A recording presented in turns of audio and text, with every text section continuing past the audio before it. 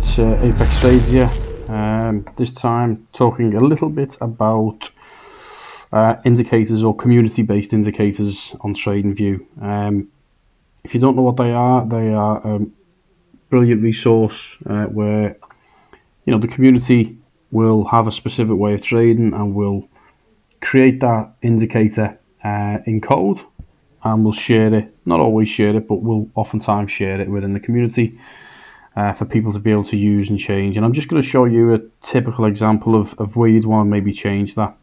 Other good reasons why you want to be able to do this is if you're using a free version of TradingView, you can often combine multiple indicators into one indicator. That means that you don't have to, it doesn't show up as two indicators on your chart, it's just one. May cover that in this session, may cover that in a different session. Let me know in the comments if you want to see this, if you'd like to know how to combine them. If not, we'll get straight into it. So we're going to start with an indicator that I like, but don't like the stock version of the community one. So let's just go ahead and add an indicator to the chart. So let's just type in EMA ribbon.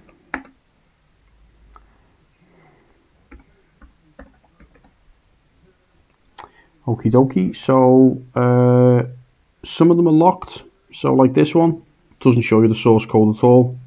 This one you can edit. If it's got this little curly bracket symbol, it means you can edit that. You can edit it. So let's just start with the first one that we can edit. We'll go into here and we'll add it to the chart.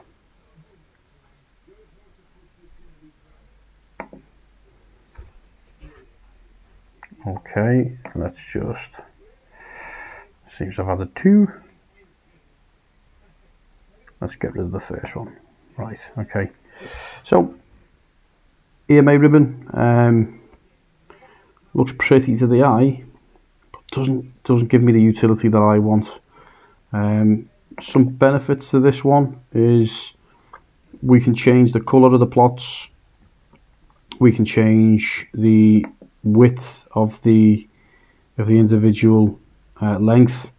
So whether you want it on the thickness, I think this is level 1, 2, 3 and 4, which is good. We can also change, which I like, the length of each individual EMA. Problem is I may not want that many, so it can get a little bit convoluted and a little bit muddy on the on your chart. So I'm just going to show you how to be able to amend these so you can benefit based on what you like. Now what I like to trade with, I like to trade with the 9. I like the fast acting one, so if you're looking at getting out of a trade, you can see sometimes the 9 gets respected. I like the 21 for a similar reason.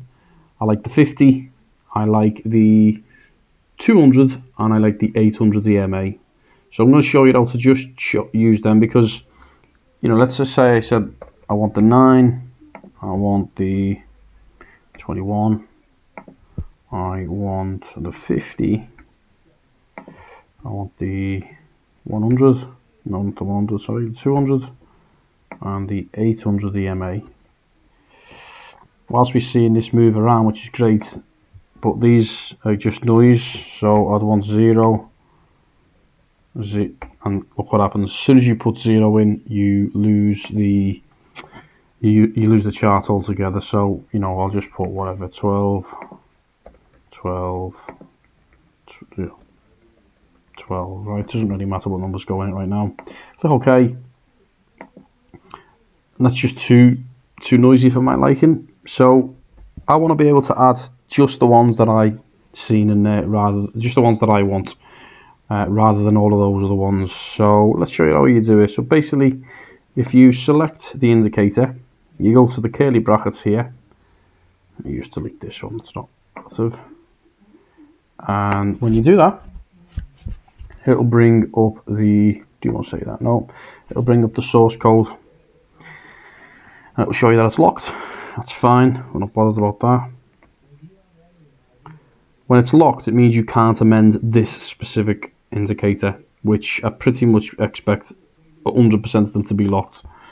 But we're going to make a version of this. So in order to be able to change that, simply head to the name here, select it, call it something unique, Apex Unique EMA ribbon. It's not really unique, I'm just creating something. Now what you'll see is this lock will disappear, and now we have access to change the code. So what did I want? I wanted a 9, I wanted a 21, so this is the length. I wanted a 50, I wanted a 200, and I wanted an 800. So I can ditch these three, so I simply just delete the ones I don't want. What else do I want? So the same three at the bottom here, so these are referencing the EMA numbers, but obviously we just deleted 6, 7 and 8, so we can delete 6, 7 and 8. Now the good thing about this specific EMA is the colours are selectable, which means they will be selectable within the GUI of this specific template. So we don't have to change the colours here, that's fine. All the lengths or the widths, they're all, we'll have the ability to select them. So let's click save. We can remove this one, and now we can add the new one to the chart. Okay, we can get rid of this, and now we can tailor this to how we want it to look. Yeah, so head to settings, there's our lengths there, 9, 21, 50, 200 and 800, that's fine, leave them as they are. Want to go into the plot, so I like my 800 EMA to be the thickest line, because specifically on the 1 hour this seems to get respected a lot, so I want that to be, you know, quite visible, and I want that to be red, and we're going to phase it down to the lower. So this is the 21. I also want this to be thick, because I want to show you why this, for me it's important that it's quite easy to the eye to be able to spot this quite easily. So I want that to also be thick, and then we're kind of just phasing the colours down, aren't we? So let's see, what's this one? So we want these to all be thinner, right? So let's make that thin, let's make that one thin, and I'll make this one thin. And we just want to change the colours so they're a little bit different, but keeping in with the same kind of trend. So we'll go from red to yellow, and then everything in between. So we'll make this one as orange as possible. Make this one, let's see, yeah, orange. Make this one this colour. Make this one this colour. Okay. Alright, so let's just click OK on that. And there we have it. You know, it's the reason I want the thickest line to be the 21 and the thickest line on the top side to be, sorry, that's the 9. The thickest line here to be the 200 or the 800 rather, is I want to, these are more like me long time frame, well respected EMAs. The 9, this is a really fast acting one. You can see this one pretty much hugs the price action unless you get a big breakout.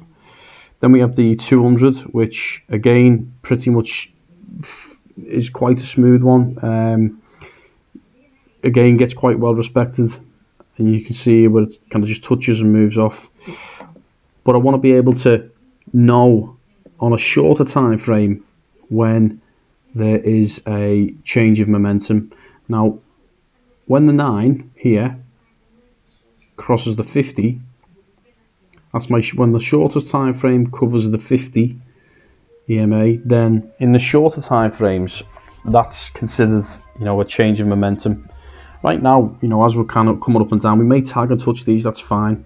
It's still not a change in momentum, even though we are heading to the downside. What I want to see is this 9 EMA and even the 21 EMA overpass the 50, and then that would be a clear sign that we're starting to head in a more bearish direction than what we have. So, as I say, nice quick short one for you, but I just wanted to illustrate that you don't need to be a coder.